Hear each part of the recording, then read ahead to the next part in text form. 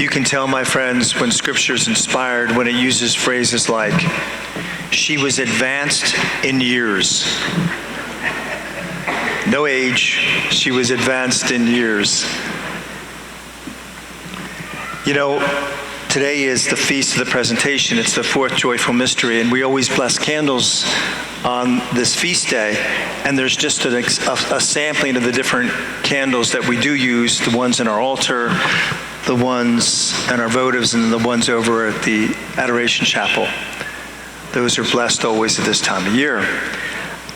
But, you know, light, and just like today's gospel, it says a light for revelation to the Gentiles. It's a clear phrase of reference to Jesus, saying that he is the light of the world.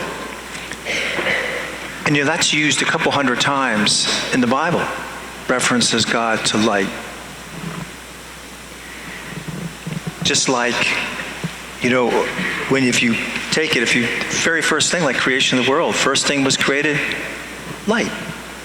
It equals life. It equals life. This past week, and it's really the only doctor I really faithfully go to is the dermatologist. And you know, I go, and it's the same, I get this same, I call it a sermon. Father, you need to stay out of the sun, and if you do, you need to use sunscreen. Well, I'm a guy, you know, I use sunscreen when I play golf, and that's about it, you know. And so she says to me, stay out of the sun. So a couple days ago, I Googled the benefits of sunlight, and I'd like to text those to her.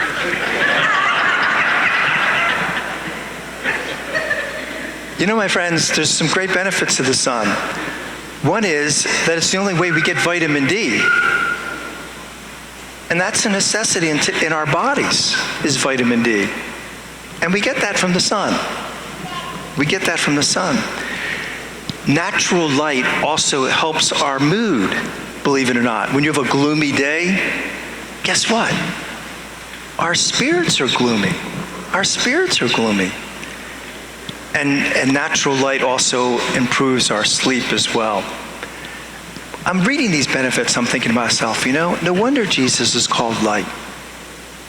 Because those same things, he can help us physically, he can help our attitudes and our perceptions, can he? And he even improves our sleep.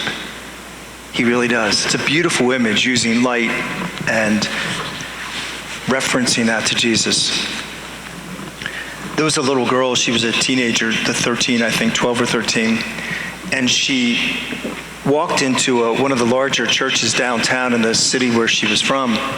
And she went into it. She wasn't Catholic, but she went into the service. She was kind of drawn by the music, the organ that was playing, and the lights. And she actually stayed for the service.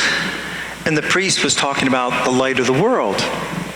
And afterwards, this little girl said to the priest, she said, who is the light of the world?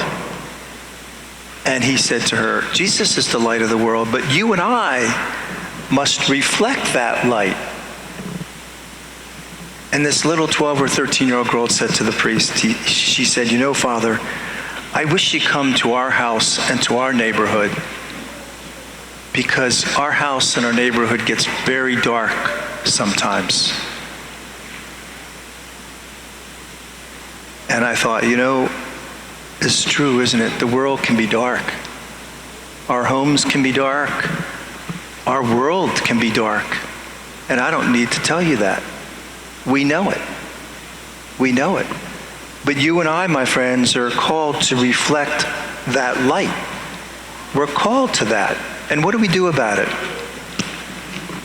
In the late 1990s, one of the Russian space stations was completely abandoned.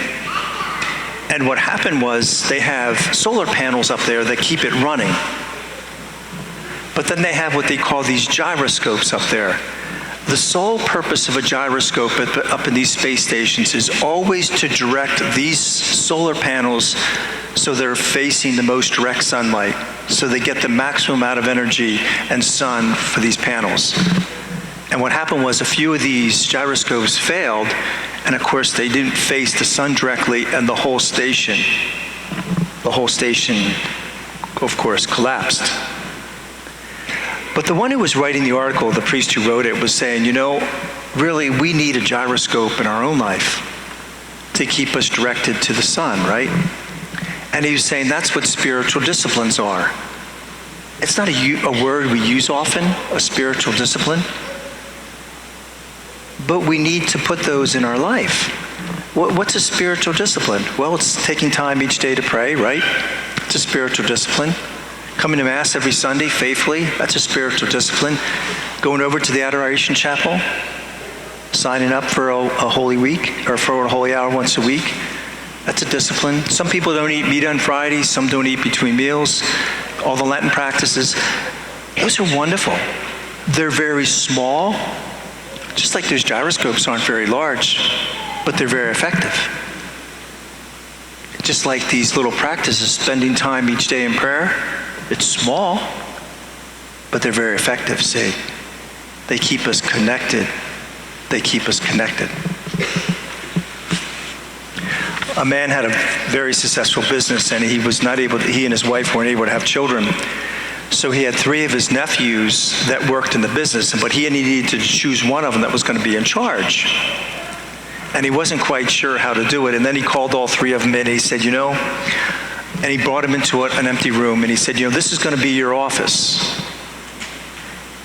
He said, the one who completes this task most effectively will get the job. He said, because all 3 were very qualified. He said, I want you to fill this room as much as you can, and I'll give you $50 to do it. And the one who fills it most completely and with the most money left is the one who will get the job. So the first one came in and bought all these peanuts, those packing peanuts, and filled the entire room with that. He had like half the money left over. The next one brought in balloons and filled the whole room with balloons. The next one came in after everything was all cleared out, and he said to his uncle, and he called him by his name, Uncle, I think it was Uncle Fred in the story. He said, there was a catastrophe in our neighborhood, so I gave $47.50 to help them. And with the $2.50 that were left over, I went to the dollar store. And I bought a little flame lighter for $1, and I bought a candle.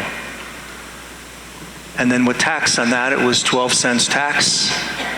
So here's the rest of the money. It was like 38 cents. And the uncle said, obviously, that little candle lit everything in that room.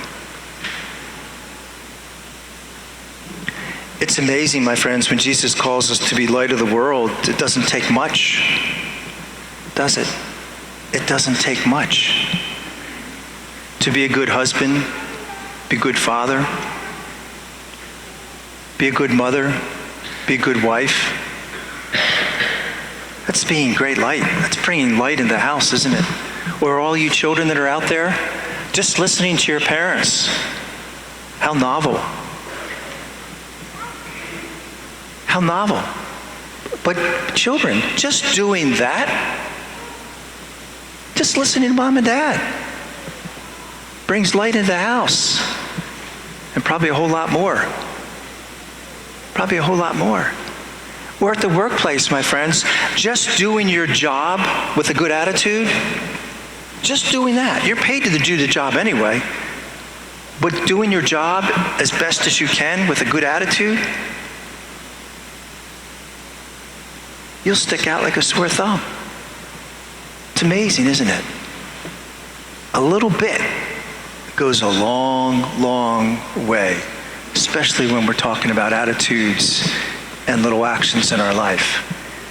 And that's what Jesus is talking about. So this week, my friends, it's good for all of us to be a good light, isn't it? To reflect that light, to look at our spiritual practices in our own life. And may that we reflect that light to all we live and to all we work. God bless you.